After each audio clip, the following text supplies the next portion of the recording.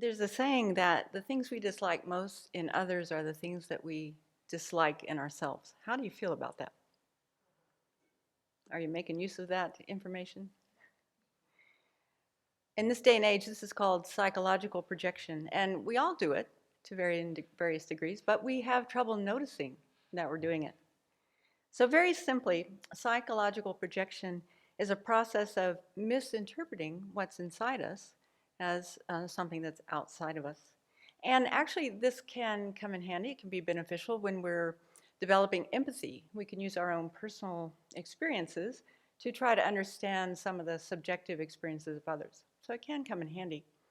But the darker side of projection is that it's an unconscious defense mechanism where we take an unacceptable part of ourselves, such as our thoughts, our feelings, our fears, our tendencies, our desires, and then we project them. We disown them, first of all, and then we project them onto others. So projection can certainly cloud our vision. It can skew our perception of reality, and it can turn us into a hypocrite very quickly. And we can create projections in regard to just about anything. Our own fears and anxieties, judgments, authority figures, as Venerable knows, shame, insecurities, childhood traumas, suppressed or repressed desires, parts of ourselves we don't understand, expectations, pent-up emotions, core beliefs, you name it, we can create a judgment about it, a projection. We can even project our own good qualities onto others too. If we're uncomfortable owning, taking in our own positive qualities, we can find it easier to project those onto others and see them in others. But when we engage in projection, we tend to see ourselves as a victim, and then we're likely to blame other people for things that we actually need to address in ourselves. So a few months ago, I began playing with this idea, and when I noticed that a judgment was coming up, an evaluation, some kind of criticism, I started to bring it right inside right away and look to see, how am I just like that? Where do I do that same behavior? And it's been a very good mind training. So I became curious about this, like, where did this come from? Is this just a new age idea, or can we find this in the Buddhist literature? So I Googled projection, and I found that around 500 AD, the Babylonian Talmud acknowledged this tendency for projection in the proverb, "Do not taunt your neighbor with the blemish you yourself have." So that was quite a while ago. And then in the New Testament, Jesus cautioned against projection when he said things like, "Why do you look at the speck of sawdust in your brother's eye and pay no attention to the plank in your own? You hypocrite." This is one translation. "You hypocrite, first take the plank out of your own eye, and then you will see clearly to remove the speck from your brother's eye." And then, of course, the Swiss psychiatrist and psychoanalyst Carl Jung brought this concept into modern psychology, and he highlighted how we can use it to our advantage. So one quote from him is that everything that irritates us about others can lead us to an understanding about ourselves.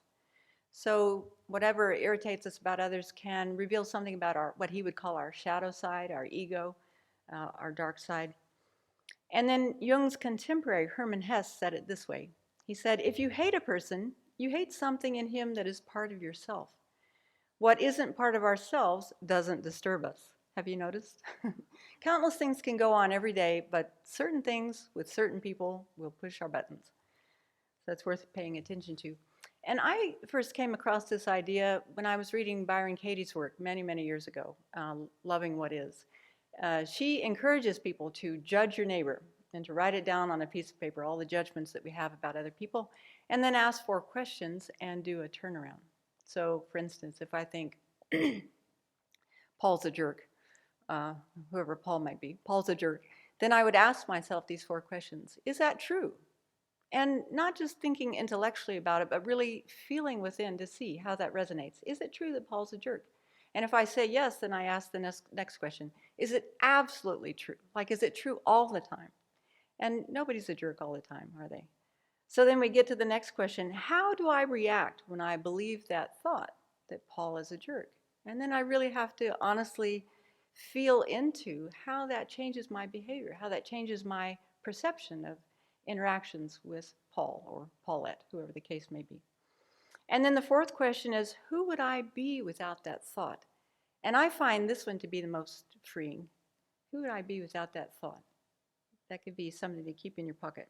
And then the turnaround is that anything we see in others is a reflection of what is already going on within us. So asking, how am I just the same? How am I, can I bring that projection back into myself and begin working with it that way? So I asked Venerable Kadru if she knew of any sources for similar thoughts in Buddhist literature. And she remembered a statement in Geshe Nawang Darge's book, Anthology of Well-Spoken Advice, that went something like this, although I couldn't find it, but I'll keep looking. He says, we wouldn't see faults in others if we didn't have faults in ourselves. So that's a similar vein. But if any of you know of a source, like in the Lojong slogans or any other text, please let me know. I'd be curious to know. So I'm bringing this up because I think it's great mind training. And as I said, I've been working with this and finding good results with it. It really cuts the chatter, the proliferation, the discursive thought that comes up when I notice a judgment rising. So for instance, in my own situation, over the years when I have seen shoes in front of the meditation door or right next to Chenrezig Hall or in front of Nanda that aren't in the shoe rack where they go, I will often move them. Yep, that was me. And because how I interpret that is, this person is so arrogant. They think they're most important that they're going to put their shoes here and not put them on the rack with everybody else, especially if there's junior shoes. You're the exception, Venerable.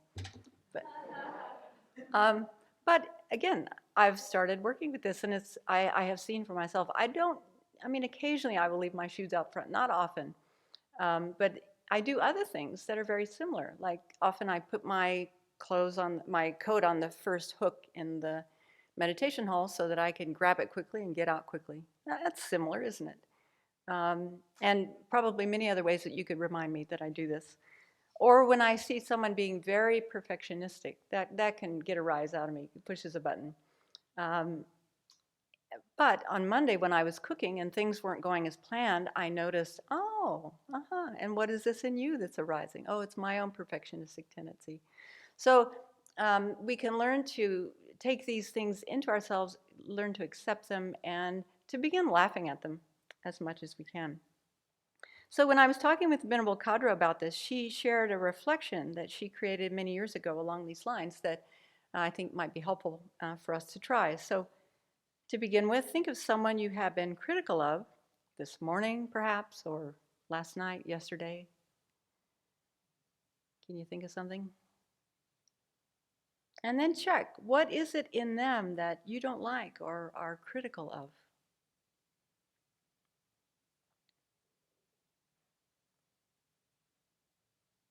And then we can look back at ourselves and see if we can find that same fault or mistake or tendency within ourselves. And it may not be obvious at first, so just be patient, keep looking. And it may not be exactly the same trait or tendency that we are observing, but something similar. And if we find that, yes, indeed, we do have a similar trait or tendency, or maybe the exact same trait or tendency, it's important to just acknowledge that. Don't beat ourselves up. Just try to accept that, yeah, that's a habit. It's impermanent. I can change it with intention.